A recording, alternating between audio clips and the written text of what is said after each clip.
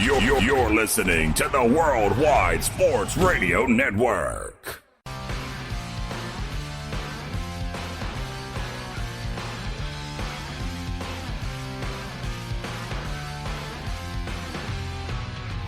And welcome, everybody, to a brand new show of Third and Long here at the Worldwide Sports Radio Network. We are live in Hauppauge, New York, right here on Long Island. It is a cold, windy day here, and it is just not pleasurable at all like it was over the weekend when it was like 65, 70 degrees here on Long Island, which is not at all usual. Call it an anomaly. For January. Yeah, it was beautiful. I was in shorts and a nice hoodie just relaxing over the weekend, and now I'm in a hoodie and a winter cap. Speedy has his Russian hat over there. I mean, he has his leather jacket. Errol's favorite hats. Yeah, so it's a cold, windy day here on Long Island. But you got myself, Mr. Matty Capsalone, my co-host, producer, good friend, confidant, comrade, Mr. Speedy Petey. Speedy Petey, what's going on, pal? I'm ready to embrace what could be the busiest day I had for a while. And we all could not be more thankful to have you here because you do a lot for the network and for everybody around here. So we are very helpful. We are very thankful for that to have you here. But man, oh man, do we have a lot of stuff to talk about. And Speedy, you guessed it. The first thing that's going to be on my list today is Carlos Beltran stepping down as the Garbage from Queens manager before he even took a step onto the field as a manager. So I can't wait to hear your reaction with that. We're going to get into that. We're going to get into who are potential candidates now for the Garbage from Queens as their new manager. We're going to get into that. We're still going to be talking about all the other stuff that's going on with the Astros. I want to talk about Carlos Beltran's niece, who is just throwing everything under the bus, all the shade in the world at Jose Altuve and Mr. Bregman over there. Your stuff is getting blown up. There's pictures circulating on social media about the situation and all that good stuff about the buzzing devices from the hallway guy that the guys were wearing. And now it really does bring into effect, like, why was Jose Altuve saying not to rip his shirt off? So it's just very, very interesting to see going forward. And Speedy, I ask you now, because we can get into this now, how do you feel about this situation going on? Because I know I have a lot to say about this, and I will have a lot to say about this. And obviously, it's not a good look whatsoever. No. Okay? So, I mean, I'm curious to hear your opinion on all this. Yeah, more evidence was coming. It was obviously going to happen, and buzzers now, the latest one of that, Jose Altuve saying, don't rip the shirt off, don't rip the jersey off. We see teams do that all the time, and there was obviously a reason he said that, and it's easy to get lost in the moment for a lot of these players, and especially in this kind of instance, if you're hiding something, you have to be a little smarter than that. Well, of course, and the thing is, there is pictures circulating social media with Jose Altuve where Carlos Beltran's niece said it was on the right shoulder or like the right whatever by him, and there's pictures, legit pictures of like creases, and you see a certain device right by his shoulder, right here, Speedy, right where I'm touching, right here. Garrett Cole too, so it was. See, I didn't see the one with Garrett Cole. I just saw one with Garrett Cole about an hour ago too. So I didn't see one with Garrett Cole. I would like to see that picture. So if you could find it when we go to break, I would really like to see that one with Garrett Cole. But it doesn't matter to the Garrett Cole, really. It matters to these hitters that are getting on to these pitches before anything. No, I understand the hitters are more the beneficiary. But yes. It's still something that the whole team was obviously coordinating on, or a lot of the players were coordinating that, all right, we're in this operation. And in that kind of moment, I mean, they have to know if they win or if they lose, kind of same kind of thing, but definitely if they win, because that moment is going to be defining. They're going to have to know to be able to be humble about it enough that, all right, we're not going to go too crazy or we're going to reveal information. And that's the whole thing. You look at it, ladies and gentlemen, Carlos Beltran was named the New York Garbage from Queens manager, a.k.a. the Mets. I'm going to say it just so I don't get any flack from people, okay? It's over before it really begun. He was part of that 2017 World Series team. He was a DH. He was just a role player. He wasn't an everyday starter. He was just a role player there. And the only player named in Major League Baseball's investigation of the Houston Astros sign-stealing scandal, Beltran becomes the third manager to lose his job this week behind A.J. Hinch and Alex Cora. And now you sit back here and you think of everything that's going on, okay? You think of the buzzing devices, and I'm going to get into that as well. But you look at this, you look at Carlos Beltran's niece, who's just throwing everybody under the bus. She's throwing shade at every single person known to man on that Astros organization. Jose Altuve, Mr. Bregman over there. A lot of shade coming your way with what's going on. And again, with those pictures circulating, you guys look very, very guilty. But, of course, the Major League Baseball is going to handle that the way they normally do. Now, she was getting on them for the actual act of cheating, or she was getting on them for the way they operated and didn't try to hide it well enough? And again, that's the whole thing. But if Beltran wasn't disciplined by Major League Baseball, okay, nothing happened to him yet, or nothing happened to him at all through Major League Baseball. Not yet. But again, but then you sit there and ask, why are the Mets firing him, even though he stepped down today? And we heard that yesterday, and I actually broke that on our show yesterday, Speedy, that I think Carlos Beltran, and I heard Carlos Beltran is going to be stepping down from his niece, who apparently has all this information and pictures that she's saving for a rainy day. But if he wasn't disciplined by Major League Baseball, why are the Mets firing him or him stepping down? He stepped down. Yeah, but you look at it, the Mets have come out and said they believe Beltran has been very truthful in his dealings with the organization. So it really wasn't about him misleading the club throughout the interview process. But again, it's not like Carlos Beltran is a seasoned big league skipper with a lot of credibility under his belt, which he has literally zero. He's never managed a day in his life. So what were the Mets really after when they hired him? Were they after someone with a reputation of integrity and leadership? Well, that goes right out the window with character and integrity. I mean, Beltran's role in the Astros scandal is not a good look just because he's part of that team. That whole Astros team in 2017 is going to have a black cloud over it. I don't see good things happening to the Astros organization. So, Speedy, I ask you this. Again, if Beltran wasn't disciplined by Major League Baseball, why did he step down from his managerial post? It's interesting. I'm not sure in terms of how involved he was, but, I mean, there has to be some level of involvement. Like I said, the only thing we know is that there was managerial involvement, and it was driven on by the front office. So that is all we know at the moment. How involved and which players were involved, we could tell Altuve and Garrett Cole based on the images, and I think you said Bregman as well. Oh, yeah. So those are what we know. Now, Beltran obviously being a veteran player, how much influence does he have in all that is interesting because there's going to be different players that were involved. And Beltran was also, I think, either a first-year player or a trade deadline acquisition. I don't remember. I think it was just a first-year player in 2017. So it's also how involved was he and how much did he really know. Now, him stepping down the way he did maybe shows that he's hiding something. But at the same time, he also could be trying to protect somebody else, trying to throw all the investigators for a loop. Maybe he's stepping down, maybe claiming his guilt when he wasn't really guilty. We don't know. There's a lot of interesting things that are going to come of this. I always said this with the players.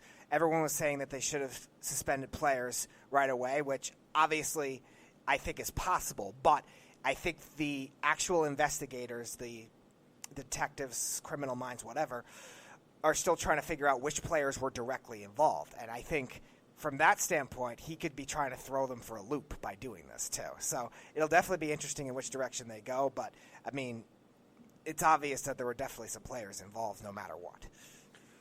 Listen, everybody cheats in Major League Baseball. There's nothing that anybody could tell me to prove or to make me think otherwise. Everybody cheats one way or another. They always try to get the upper hand, which is fine.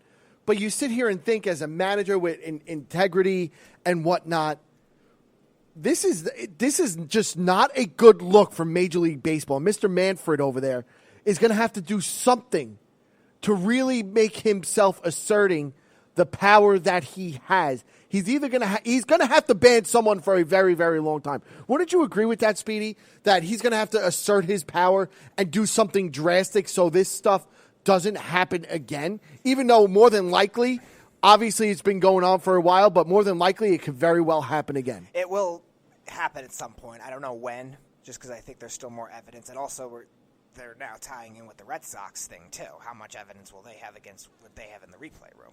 Now, the Astros obviously did it first, and their investigation... Well, the first problem is allowing technology in the dugouts and all that stuff. That's obvious, and I think they know that anyway. But being that the Astros investigation started really mid-November, and the Red Sox started only just recently, they're going to obviously have more information with the Astros. But, again, we'll see how it ends up correlating in terms of banning guys for life in baseball, like they did obviously with the Black Sox players, like they do now with Pete Rose. What evidence they have to be able to do that will be correlated with both instances. Now, the Astros did it first, and like I said, Monday, the Red Sox could do it more just with what's available in a replay room, so their penalty could be harsher. But in terms of who's banned for life, really Alex Cora is the name that could come to mind for that. And, again, whoever else is involved with the front offices. Beltran, just because, again, he was a player at the time. Sure, he was a beneficiary. I doubt he was a primary force of driving it on because we never heard of anything like this. And he was well-traveled. He played for the Royals. He played for the Astros when they were still in the National League. Obviously, he played for the Mets and the Giants and a bunch of other teams. So that was obviously well-traveled. The Cardinals were the only team that was really having an issue with them hacking the Astros' data. Teams were accusing them of stealing signs in strange ways. So maybe there were some ties with that. But beyond that, I can't really think of anything else that he would have been correlated to with that. So how much of a driving force was he? I don't know. But I have it really doubt that he'll be banned for life. I think it'll be very rare. I think that's more of a Cora and front office kind of thing. Yeah, and I think it is going to start with the front office. And I am okay with right now until more evidence comes out with everything that has happened with the Houston Astros, with the loss of the first and second round draft picks. I'm okay with the fine as of now. I've said this for the past week. I'm really intrigued to see how they're going to handle Alex Cora situation because I think, like I said, I've heard rumblings of Alex Cora possibly being banned from baseball for life, kind of like Pete Rose. If he's involved in both instances, I think it's definitely possible. Yeah, it is absolutely 100% possible. But you look at a guy like Carlos Beltran, who is definitely a beneficiary from being on that 2017 team. 2018, he goes to the New York Yankees front office. Who knows what happened there? And now 2019, he's asked to be the manager of the Garbage from Queens, and he doesn't even make it to opening day. He doesn't even make it to preseason, really. He doesn't make it to anything, which, what does it start in about a month? Am I right?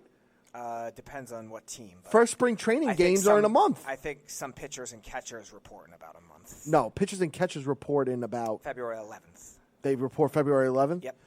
I think the first teams do. And then usually 10 days later is the first games of everything. So like the 21st, 22nd of February is when spring training baseball really takes off with all the games. And then the end of March is when you have your first Major League Baseball game. It's literally going to be here before we know it, because it's already basically the end of January already. Mm-hmm. So you look at this now with Carlos Beltran, with his knee.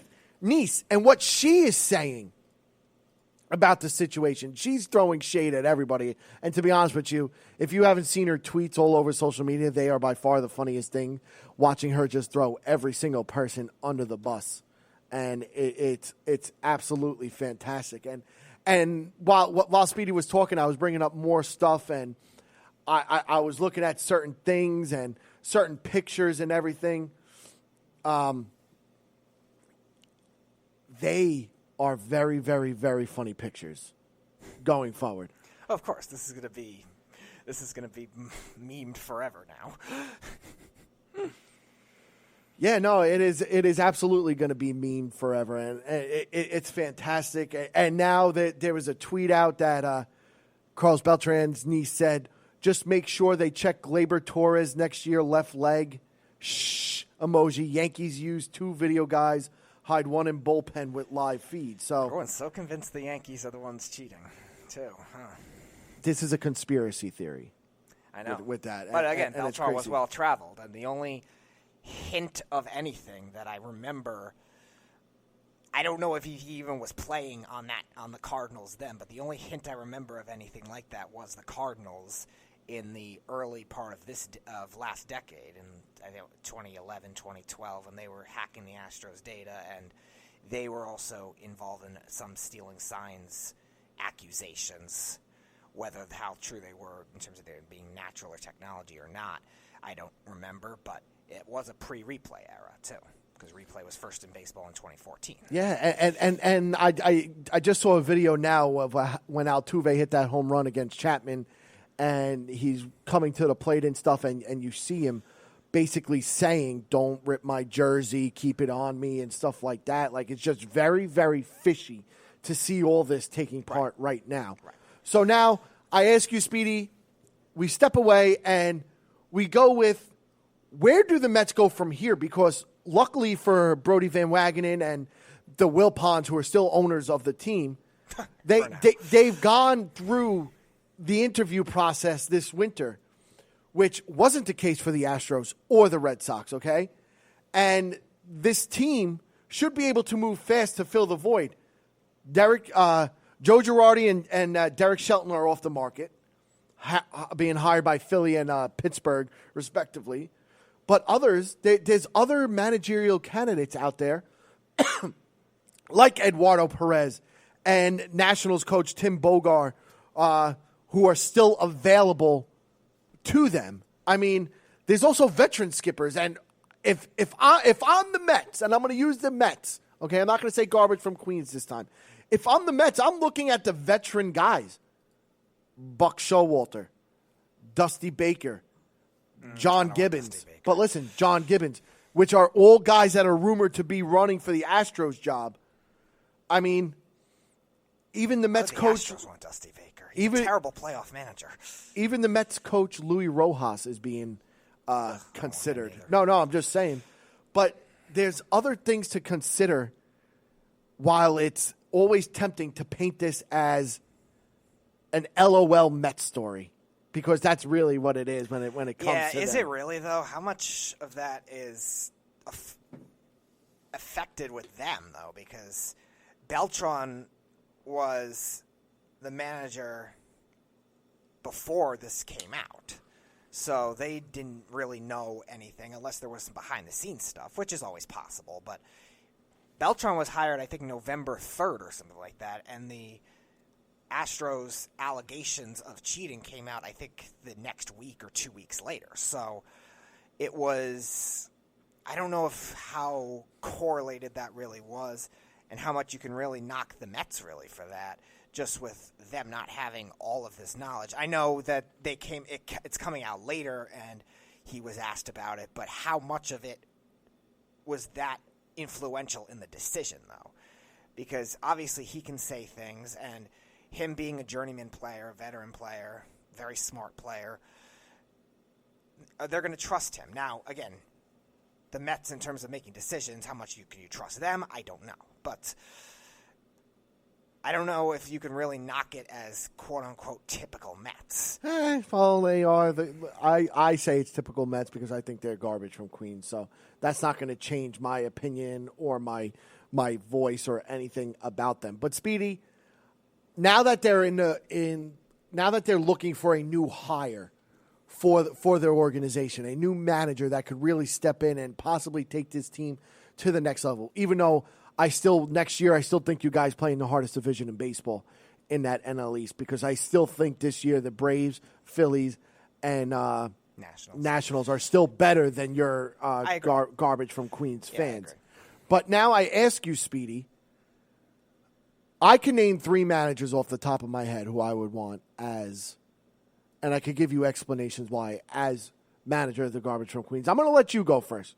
Give me 3 managers who you would want as the manager of your organization, the New York Mets. I would not mind the Nationals guy that you were talking about, Bogar. I wouldn't mind him by any stretch, because I think in terms of what that Nationals team had to be, I think mentally tough in that postseason, mentally tough all season really, because they were underdogs. Obviously, there was rumors of them firing their manager in the middle of the year, and obviously that didn't happen, and they ended up winning the World Series. So that's a guy who at least is mentally tough. And again, in terms of strategy of a baseball game, the Nationals did a great job with managing, I think, throughout the end of the season, managing throughout the playoffs, and lineup strategy and 2-out hitting were a big key.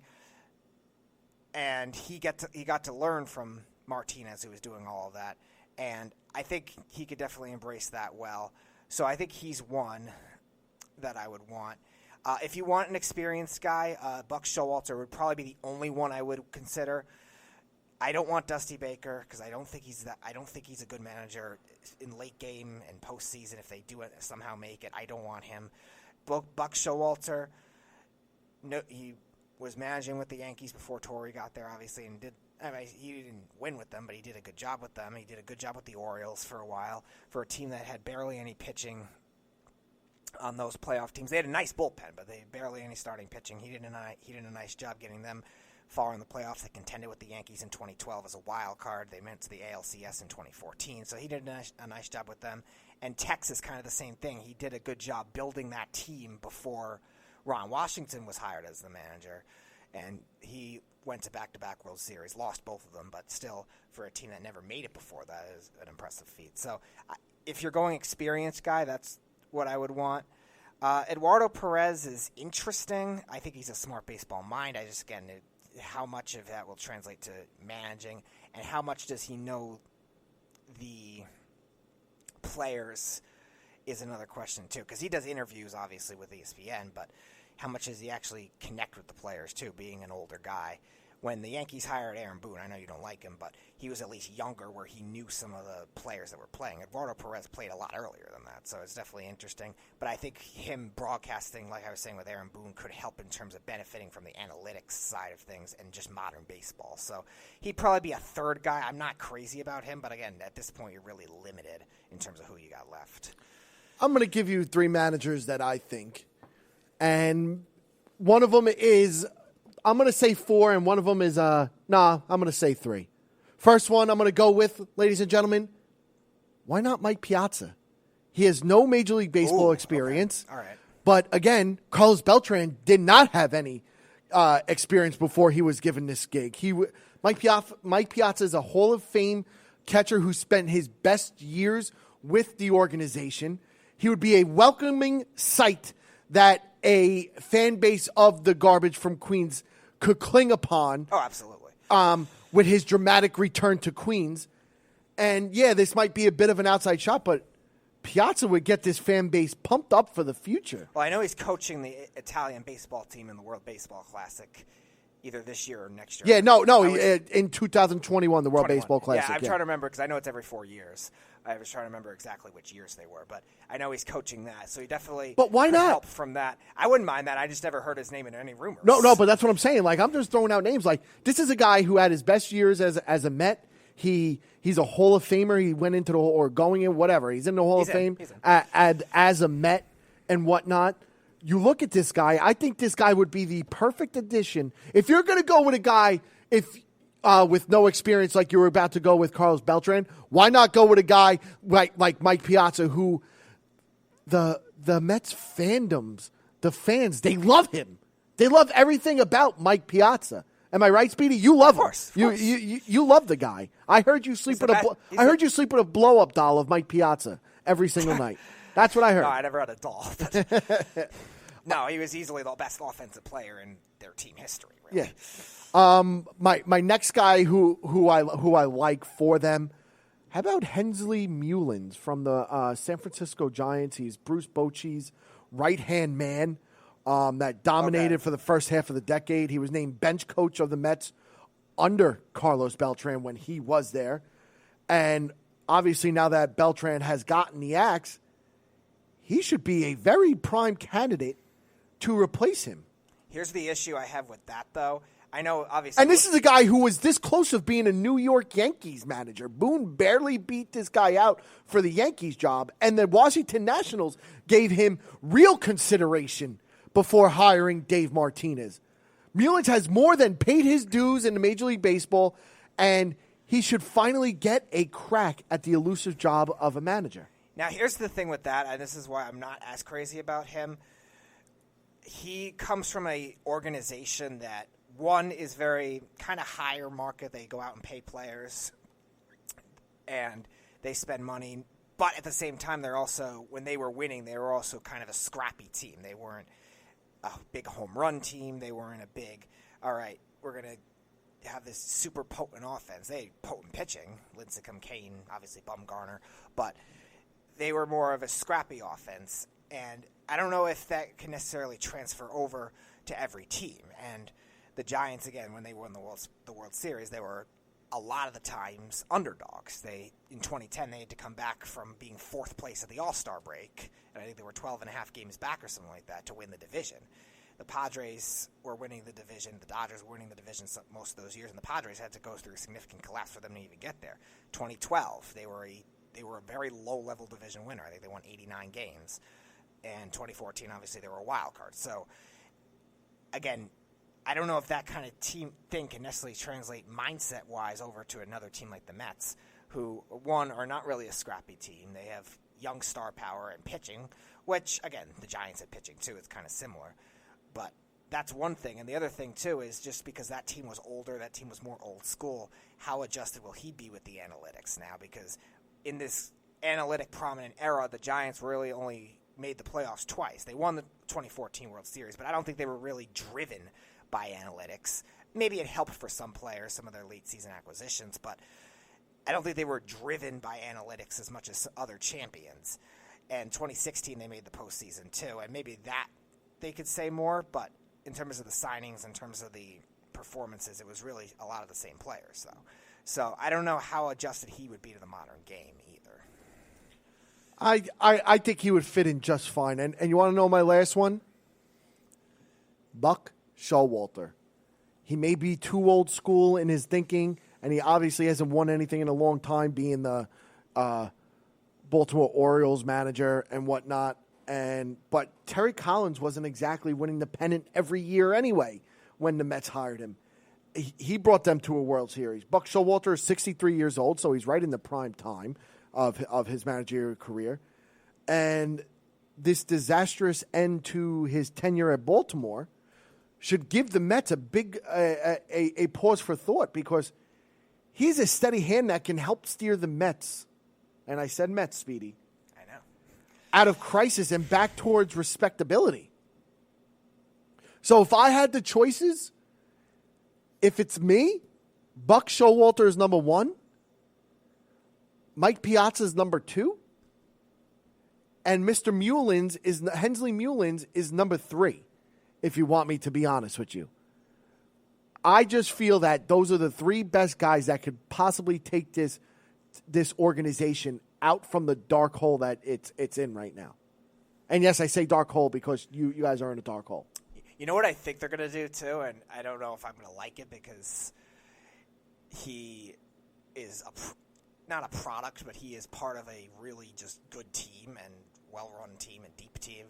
But he has experience with the Mets as a third base coach. I feel like they're going to bring in Bob Guerin from the Dodgers. Is what I think they're going to do. Because he used to be their third base coach. Now he's the Dodgers bench coach. And that Dodgers team obviously has been loaded for a while. And they're going to look at it as, all right, he had success with them, but was it really him? That's what I feel like they're going to do, though. And it is possible. It is possible. Now, Speedy, I ask you, will Carlos Beltran ever work in baseball again with all this stuff? Not anytime soon. I feel like later on, depending on what ends up happening with this whole thing, I still think he'll be considered just because he's bumped around a lot of organizations as a player. I still feel like he will end up being embraced. The Cardinals, the Giants. I agree with you. I don't see this happening anytime soon, him getting back into baseball right away. I think it's going to be 2-3 years. And keep in mind, he's still young enough where it doesn't even matter at that time for him. And I think there's still just enough organizations that had watched him succeed as a player really before that and knew what kind of prowess he could bring. So I think, again, like I said, the Cardinals, the Giants, the Royals, even the Astros maybe 5 years later, maybe 10 years later, could even try it again.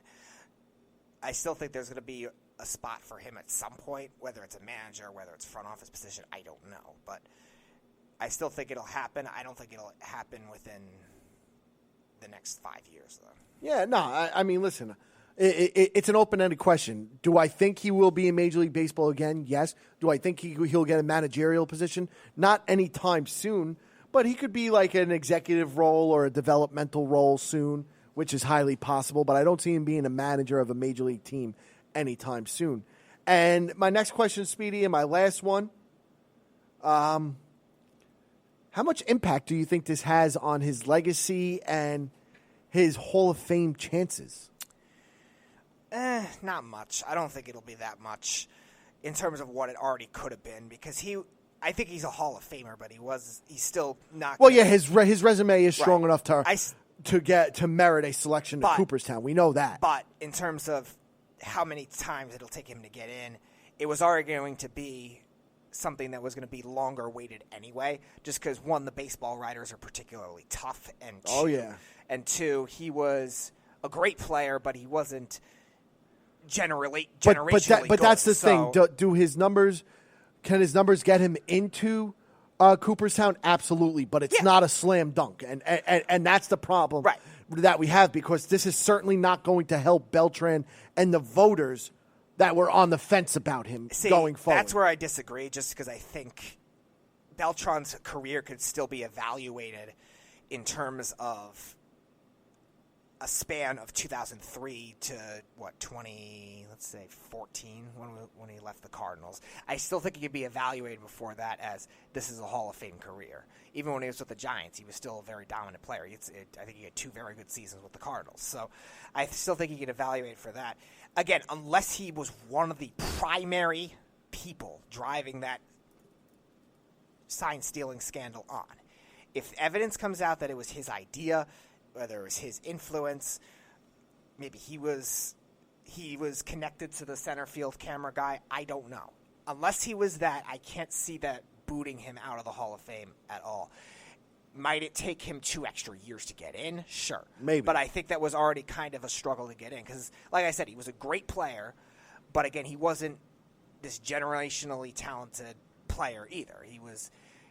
He's not Albert Pujols. He's not Mike Trout. He's not anything like that. Miguel Cabrera, guys like that. He's not one of those players. He's probably that second tier when you look at this generation of who are the best baseball players. Great postseason player, tremendous defensive center fielder, tremendous batting average guy, home runs, everything. He had everything, but he's kind of that second tier. So it might have taken him maybe 3 or 4 tries anyway to get in, where maybe with this scandal going on the way it is and depending on when his eligibility will be, and he retired after that season, so it's going to be... I think it's going to hurt him. It's going to be starting in 2022. I can't see it maybe hindering him any more than a year or 2. I think it's going to hurt him because you know how stingy these voters are, and that's why because with him not being a slam dunk already to get in, it's going to be tougher now because of these. And like I said, you know how these voters are, so it's really plain and simple. You know how these voters are. But ladies and gentlemen, we are going to go to a quick break. And when we do come back from break here, Speedy and I are going to get into the NFL championship games. We're going to break down the NFC and AFC championships. We're going to give our picks for this for these championship games and stuff. And that's really going to take us to the end of our show because the championship games are going to be a little while for you and I. So that's going to be that. We're going to get into that when we come back here at the Worldwide Sports Radio Network. You're listening to the Worldwide Sports Radio Network. You are listening to the Third and Long Show. And here's your hosts, Matty Caps and KT Hepburn. 1-845-478-3272 is the number you can reach us here at the Worldwide Sports Radio Network. I'm Matty Capsule, my co-host and producer, Mr. Speedy Petey, here as well. And now, ladies and gentlemen, we're going to get into a little bit of Kyrie Irving and his comments about his team, about the Brooklyn Nets. I know you thought I was going to get into the NFL and stuff, and we're going to get into that in probably about 15, 20 minutes, but I sit here and I think about the NBA and what I've been watching. Listen, Kyrie Irving is not one to say anything with what's going on with him. And I sit here and I don't know if anybody heard his interviews and whatnot and everything that's been going on, but he's kind of taking shots at the Brooklyn Nets and the owners. And that is something I do not agree with. Okay?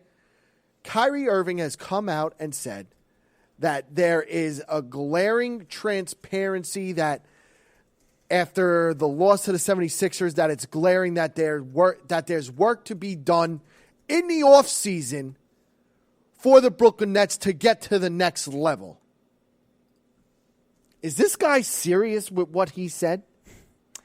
Is this guy serious with the nonsense of what he said? He can't be. He can't. Again, I don't think he's necessarily wrong, but yeah, you're right. There's no reason to publicly say that. You could think it all you want. It's not so much of him publicly saying that. He's taking shots at an organization who has done very well. Kenny Atkinson, the head coach, has been fantastic. Who is it? Sean Marks, the general manager there, or the director of basketball over there? Their past was very good. I'm not. He has been outstanding for them. And for Kyrie Irving, for a guy who has missed 26 out of the 38 games or something, or whatever it is, what are they, 18 and 22, so the 40 games that they played. Kyrie Irving, who missed 26 games, to come out and say that there's pieces that needs to be done. Homie, you are the piece. You're the guy that's supposed to take this team to the next level. A team that was a 7 seed last year and played very good basketball last year. You're supposed to take this team to the next level. You and Kevin Durant. Yeah, Kevin Durant's not going to play this season because of his injury, and I get that. But to sit back there and say that this team needs more pieces, are you high? Probably because Kevin Durant's hurt, though, too. Keep that in mind. Are you high? Are you high or drunk? One way or another, the comments that have come out of his mouth is asinine. He's supposed to be that piece. You're supposed to bring the Brooklyn Nets. Look who they have playing on their team. A bunch of no-name type guys. Spencer Dinwiddie. I think he went undrafted or in the second round. Karis LeVert. Nice player, but always hurt. Joe Harris from Virginia. I mean, DeAndre Jordan coming to the tail end of his career. Jared Allen, who was a lottery pick. Fine, I like Jared Allen at center. Player at Texas. He's getting better and better each year.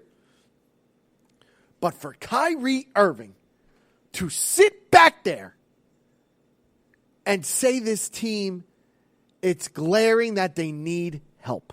Now, here's the question, though, because you're right. I agree where he shouldn't be taking shots at the front office, and with the way they built that team before that with a bunch of second-round and undrafted guys, it was impressive. Now, here's the thing, though. You're blaming him for not playing, say, maybe 10 more games. How much of a difference would that really make, though, with the way they are right now? They're 18 and 22. Are you really trying to sit back there and say Kyrie Irving wouldn't make that huge? Does he? They would be over 500. They would. Okay. He easily gives them 8 more wins. Sure, but also factor in this. Their 6th seed in the East is Philadelphia. They're 26-16. So the Nets win, let's say... They would be right with Philadelphia Okay. if Kyrie Irving was healthy this whole season. 10 games. Let's say he plays 10 more. Because I think in the beginning of the season he was legitimately hurt. But kind of the later ones, I think, is the ones that are questioning, why is he not playing? Why is he not coming back yet? Do they win all 10 of those games, first of all? Is that guaranteed? That's number one. No, it's not guaranteed. And number two, even if they win maybe the majority of them, let's say they win 7 of them, so they go 20. They're instead of 18-22, they're 25 and what would it be? 25 and 19, which brings them right into the playoff hunt, into the 5, 6, 7 seed, 4, 5, 6, 7 seed. Okay, so that puts them right in the hunt, kind of. But wouldn't they still kind of be around the same place? Like, they have a good, sizable lead on the 8th seed right now. You got to figure right now. They're if they had 7 at look, best. Look. If they had 25 or 26 wins right now, okay, say they have 26 wins, Kyrie Irving could be responsible. What do they have? 18 now. Yeah. Give them another 8 wins and subtract 8 losses. They have Okay, I did 7, but that's fair. All right. Okay, they are easily right now in the 3, 4, 5, 6 spot in the East in the playoff hunt. Right, but again, it's so scattered as it is, there's no guarantee they fall there anyway. Plus, again, how many of and those... don't get me wrong, Brooklyn Nets are sitting in the 8th seed, and I understand that. Okay, I get it. You also have to look at each individual game against those teams, maybe head-to-head, to see if they would have necessarily jumped them too. Because I know they lost to the Sixers yesterday without him playing, which is fine. But how many of those games did they get blown out by those teams? How many of those games did they play close? If they played close, yes, Kyrie Irving probably does make a difference. If they still got blown out by 25 points, I don't know if you can genuinely say how much of a difference he would have made. Plus, again, you have to look at what happened with the Celtics, too. Listen, it's the NBA. Of course you're going to see teams get blown out, even if Kyrie Irving was in the team at times. But what I'm saying is they're 18-22 now. He's responsible. He's missed 26 games.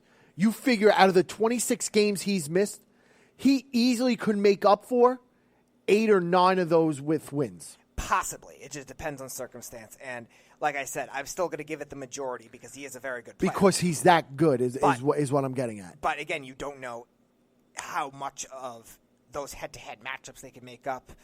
You have, like I said, Miami's at the 2 seed, 28-12, and the Sixers are the 6 seed. They're all separated by 2.5 games, 2 through 6. So you're judging how many of those games in head-to-head matchups did he not play? How many of those head-to-head matchups did the team get blown out by?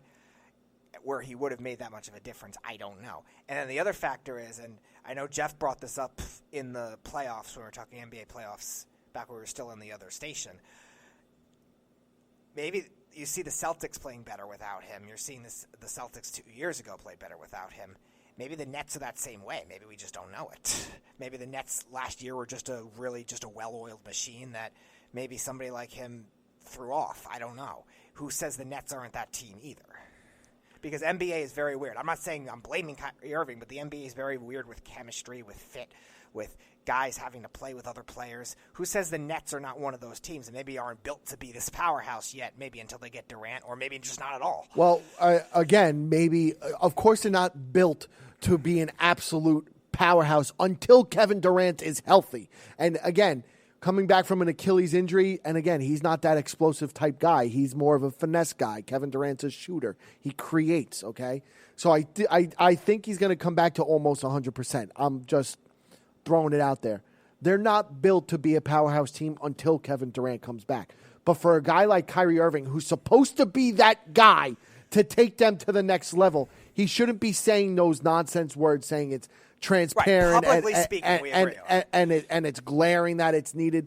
Dude, you are the guy. You're supposed to take this team to the next level. You missed 26 of the 40 games this season already, and you guys are still in the 8th seed. I have to tip my cap to Kenny Atkinson and Sean Marks because they have been doing a marvelous job for the Brooklyn Nets. I would love to have both of them be my coach of the New York Knicks. Would love. Well, one of them be in the front office to get those godforsaken Mills and Perry out of there.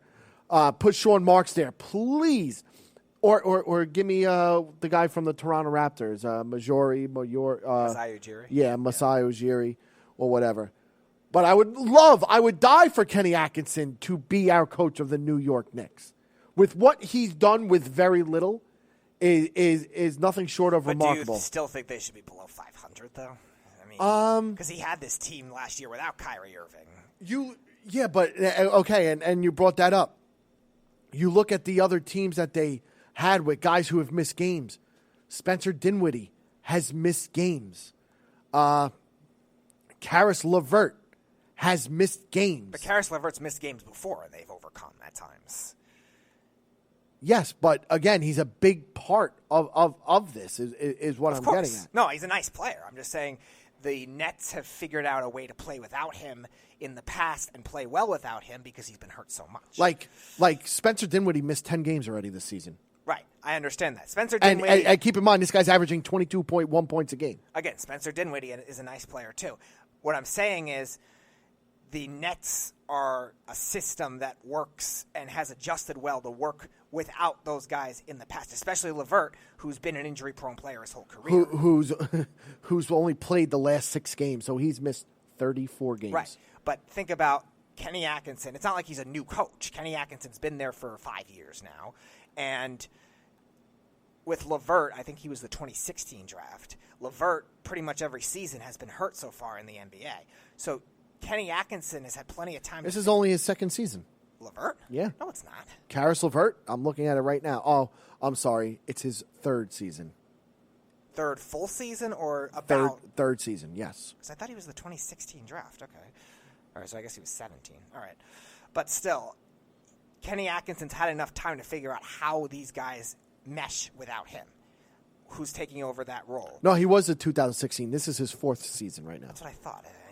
I knew for some reason it screamed 2016 because whatever. But still, he's had enough time to have those guys gel, know what their roles are in that spot. So why is it any different this year is what I'm trying to figure out. Again, it has a lot to do with the people. It really does. Like, big-time people missing games really, really hurts them. It does. And no matter what you want to say, you're going to tell me a Brooklyn Nets team that was missing Spencer Dinwiddie, Karis LeVert, and Kyrie Irving all at one time is going to win a game? No, but what I'm saying is I think one of the things that made Kenny Atkinson such a good coach was he was able to adapt and get his players. Yes, was his ability to make players fit in those roles before that, and they still, like I said, they still finished above 500 last year. I think they were but no coach is gonna win when you're missing your 3 best players. Yeah, but but they did that at times last year with LeVert being one of their best players. Now, granted, D'Angelo Russell was there too, and that's a difference maker when you look at it. But in terms of even the year before, I don't think they were a playoff team, but they were a fringe 500 team, kind of like what they are now. I think they were 38 or 39 wins. They missed the playoffs slightly. I think they were the 10th team in the East, but I think they were still relatively good. They were a pesky team, and they were able to win. That was even before they had D'Angelo Russell playing to the level he played last year. So to that extent, this year seems like it still shouldn't be that much of an excuse, considering the Eastern Conference is the Eastern Conference, and we know it's outside of Milwaukee. There's no real super strong, all right, I'm afraid of this team. Yeah, whatever. It's the fact is that Kyrie Irving is taking shots when he should be keeping his mouth shut and just playing and trying to stay healthy, okay? We agree on that. I'm just saying I don't think he's as wrong as you think. He is, because when you're supposed to be that guy, you're not supposed to be asking for more help. You're not. You and Kevin Durant are supposed to be the 2 guys to take the Brooklyn Nets to the next level. It's simple, and it's not even crazy. But ladies and gentlemen, we're going to go to a quick break, and when we come back from break, Speedy, Petey, and I breaking down the championship games, and we're going to give you our picks for the upcoming championship weekend here at the Worldwide Sports Radio Network. It's the Worldwide Sports Radio Network. 1-845-478-3272 is the number to reach us here at the Worldwide Sports Radio Network. Now, ladies and gentlemen, we're going to get into the conference championship games, and we're just going to break it down a little bit, and then Speedy, Petey, and I are going to give our predictions for the game as well. And Speedy, I'm going to let you take this one because there are a lot of questions about the Green Bay Packers and the San Francisco 49ers. Obviously, San Francisco put a whooping on Green Bay in Sunday night in Week 12, and they really made Green Bay look really, really bad. Thinking about this game and everything that it's for to get to the Super Bowl, the 49ers should win this game for so many reasons. They're at home. They smoked the Packers, like I said, in Week 12. Their offense founded on a trusted running game, and Jimmy Garoppolo has looked smooth throughout, and he's clicking. And their defense is now fully healthy and as dominant up front as anybody in the NFL at full strength. This should really make Green Bay have no chance, but just like the Titans didn't have a chance against the Patriots or the Ravens in these wacky NFL playoffs, just like the Vikings didn't have a chance in New Orleans, just like the Texans were pronounced dead in the first half against the Bills. I mean, you look at it, this Green Bay Packer team, while they may be big underdogs against the 49ers, it's not like Green Bay, which won 13 games for LaFleur in his first season, is a pushover. Not the first LaFleur to come through as an underdog. I see what you did there. The Packers beat I was waiting to use that joke all week. The Packers beat the Seahawks in the divisional round. Some things that this Green Bay team needs to do is they need to protect Aaron Rodgers. Even with Brian Bulaga set to return at right tackle, this is Green Bay's biggest challenge because, again, this 49ers pass rush is relentless. Second, Davante Adams needs to get open. As long as they keep their number one receiver away from Richard Sherman, which is possible, this is a good thing for the Packers, and that Davante Adams could have a big day. Third downs. They need to convert on third downs higher than 50% if they want to win this game. And again, we trust Rodgers to do just that. And finally, the last thing they need to do, if they shut down the San Francisco 49ers run game, they're going to win the game. Just like I said last week, if Derrick Henry is able to run the ball like he did against New England, they have a good shot to win this game. Well, if Green Bay Packers shut down the running game of the San Francisco 49ers team, they will have a good shot to win this game. Green Bay needs everything to fall into place in this game, and against San Francisco, it has a decent chance to do just that, especially with no weather concerns in Santa Clara. So again, that's just some of my takes about the Green Bay and San Francisco 49ers. Speedy, give me some takes. What do you like? What do you don't like? Who do you think is a big part of this game? It's interesting because I actually think the Packers are overall the more talented team, but I think the 49ers have a little more, in terms of on paper, matchup advantages. You mentioned the right tackle, Brian Bulaga, just coming back. One, how healthy is he? And number two, will he actually show up against top pass rushers? He struggled in playoff past against good pass rushers.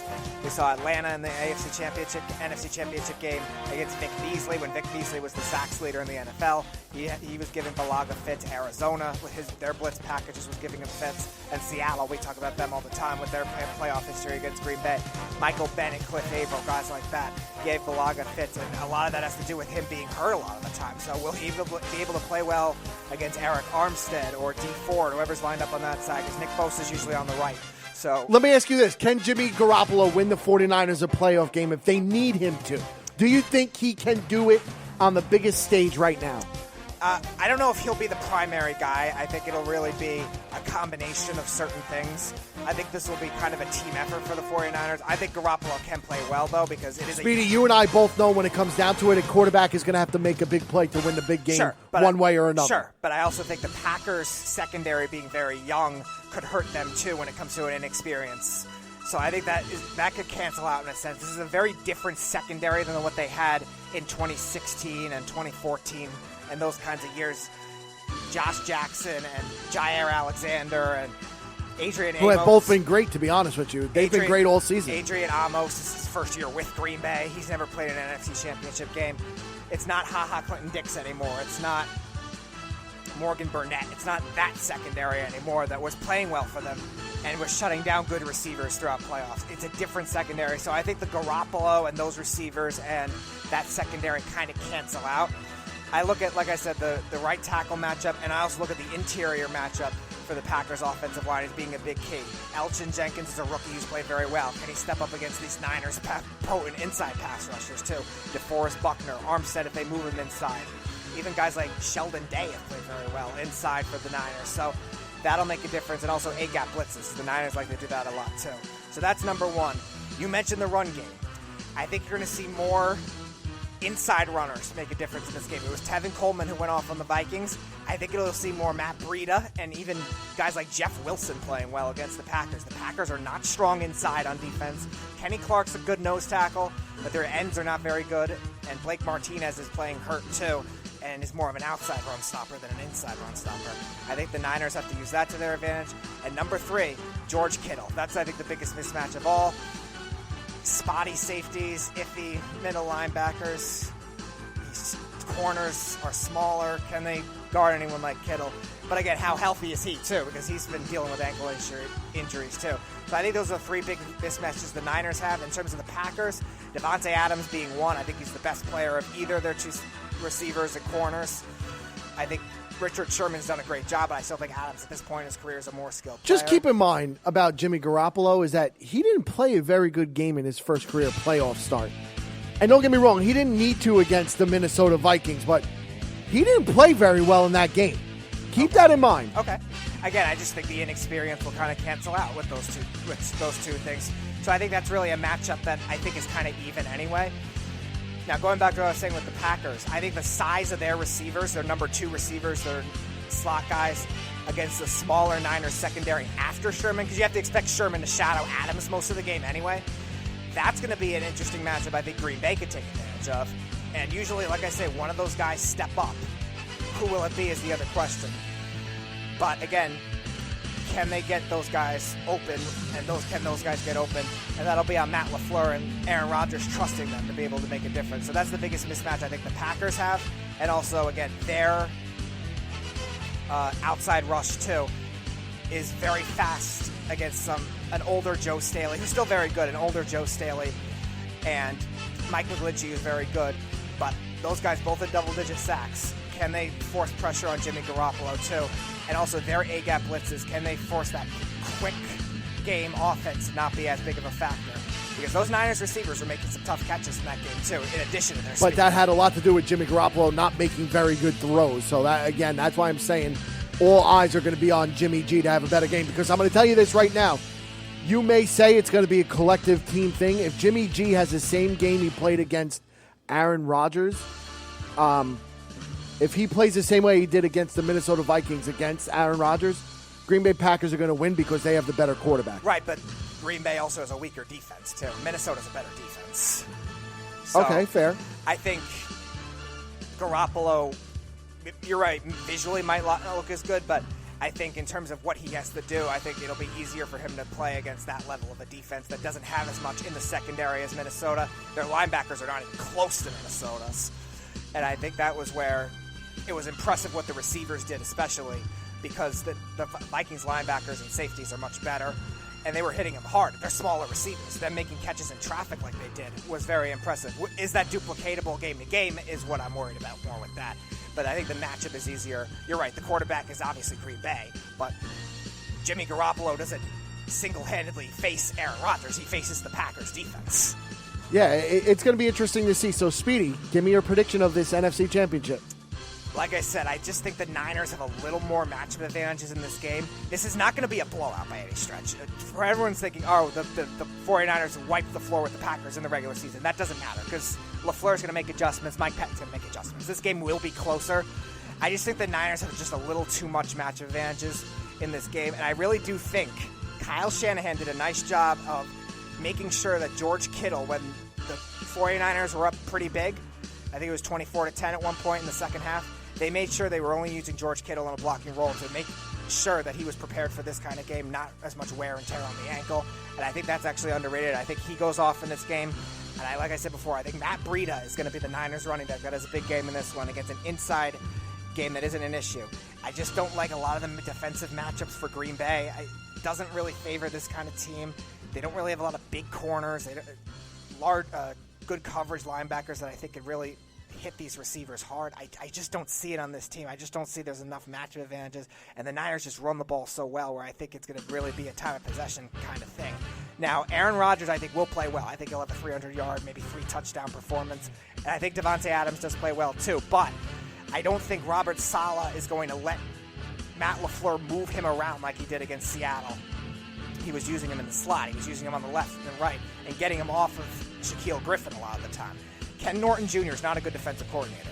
Robert Saleh, there's a reason he got head coaching hires. He's a good defensive coordinator, and he will be more prepared, I think, for where they move Adams. And also Aaron Jones, I don't think he'll play very well. He didn't play very well against Seattle, and this is a Vikings rush offense with Dalvin Cook that was great in the regular season. The Niners held them to 11 yards, so that scares me too. Predict me a score, Speedy. So that scares me too. So I'm going to take the Niners. I think it'll be close, and I think they'll pull away later. I'm going to take the Niners, kind of high scoring, 34-24 San Francisco. So 10-point win. That's almost a blowout. It'll be a close game. I think they'll kind of pull away later with the Packers defense kind of getting tired. It'll be back and forth, but I think it'll happen again. Aaron Rodgers, I think, will get let down by his defense and his run game.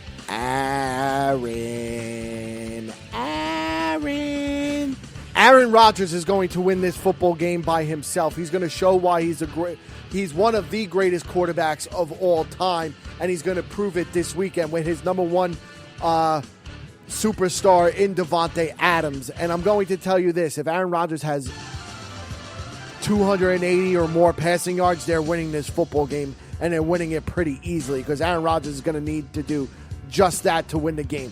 I don't trust Jimmy G whatsoever, and I don't trust him to make a play when it needs be. Their defense is good. Their front four is very scary. Their run game is good, but Green Bay's going to remember what happened to them in Week 12. They're going to make their changes. They're going to make the opportunities come to them. They're going to do what they have to do to win this football game. I like the Green Bay Packers in this one, 28-23. The Green Bay Packers to win outright. Bend don't break. Against the San Francisco 49ers. So bend don't break for their defense. The Niners getting held to field goals, huh? Yep. I just have a gut feeling about Aaron Rodgers in this game. We'll see how it goes. Now we're going to talk about the AFC Championships, and you look at this right now. On one hand, the number 2 seed, the Kansas City Chiefs, should feel very fortunate to draw the 6th seed, the Tennessee Titans in the AFC title game, rather than the Ravens or the Patriots, who the Tennessee Titans upset on their way to Kansas City. On the other hand, this is a tough matchup for Kansas City Chiefs. Titans already beat Kansas City this season. Rising star Derrick Henry was a nightmare for Baltimore and New England. And they were number 5 and 6. Those teams were 5 and 6 ranked respectively in the NFL rush defenses. So what should we expect right now from the 6'3", 245-pound monster to do against a 26th ranked in rushing yards allowed this season and 128 per game? Henry's rush total so far is 182 and 195. And don't get me wrong, while the Chiefs' overall defense improved throughout the second half of the season, they're still going to have their hands full with Derrick Henry.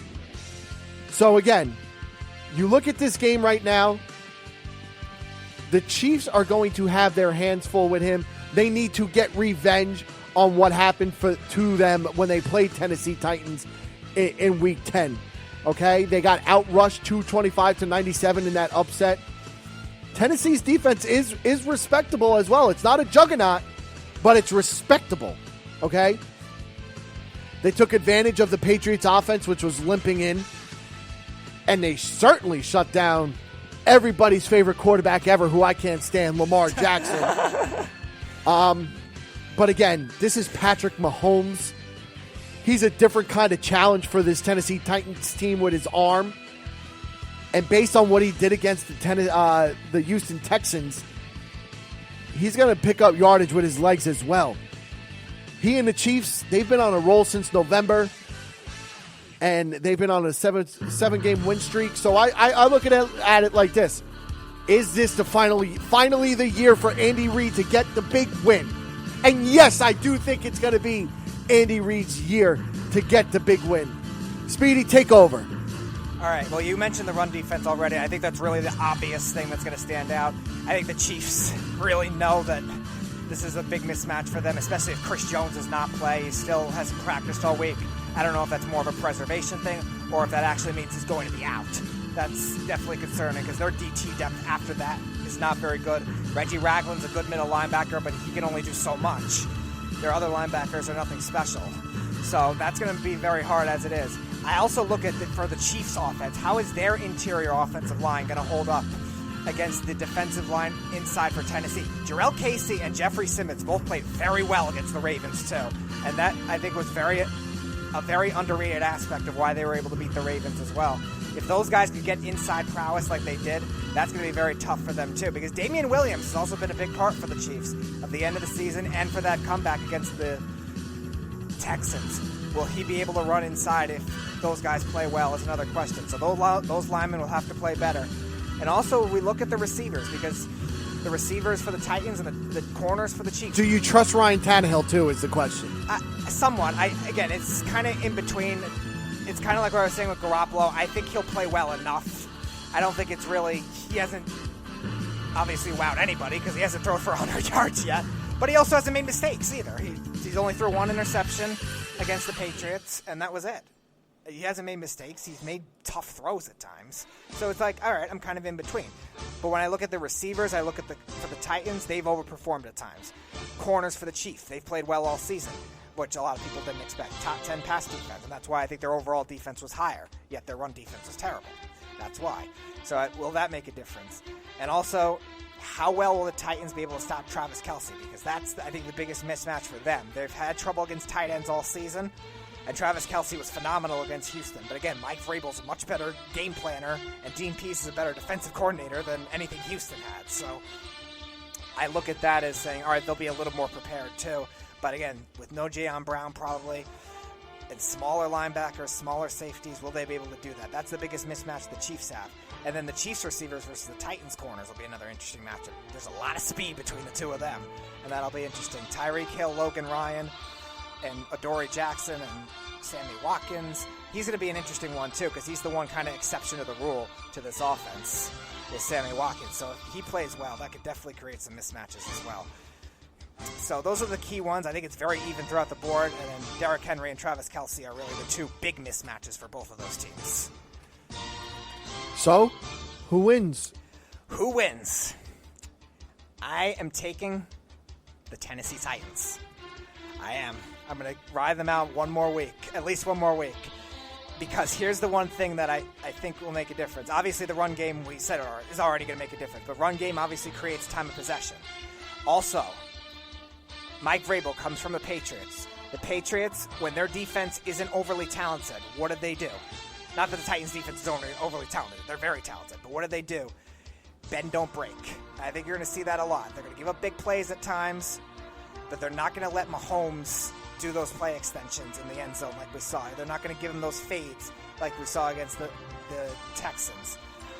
And we saw the Ravens, in terms of what they do, they like to roll out with Lamar Jackson, obviously, RPO stuff. Even though the Chiefs have a much better quarterback than Mahomes, the motion concepts are very similar, and the Titans are very prepared for that. They're very patient. So I think you're going to see a very bend, don't break from their defense. Offense, I think they'll get some big plays from Ryan Tannehill, and the defense, then Derrick Henry will do the rest. And that offensive line showed a lot on the interior as well against the Ravens. They were able to run the ball and protect with a line that lost 2 guards in the offseason. And Taylor Lewan and Jack Conklin are great tackles, and I think you can tame that pass rush. Spagnuolo will be great. Reed will be great at times, but I think just Mike Vrabel, all he's done all playoffs with this coaching has been really good. And I think it continues. All the pressures on the Chiefs. The Titans don't have anything at all. And I just think they really match up well. I'm going to take Tennessee to win this game and go to the Super Bowl as the 6th seed, 27-23. Well, do I trust Ryan Tannehill in this game? No. Do I think Derrick Henry? Listen, if Derrick Henry rushes the ball like he has been the past 2 weeks, if he runs for over 175 yards this game, again, the Tennessee Titans are going to be in position to win this game. But there is no way I'm betting against Patrick Mahomes at home. There is no way. That stadium is going to be rocking. I'm taking the Kansas City Chiefs in a blowout. 35-21. The Kansas City Chiefs are winning this football game.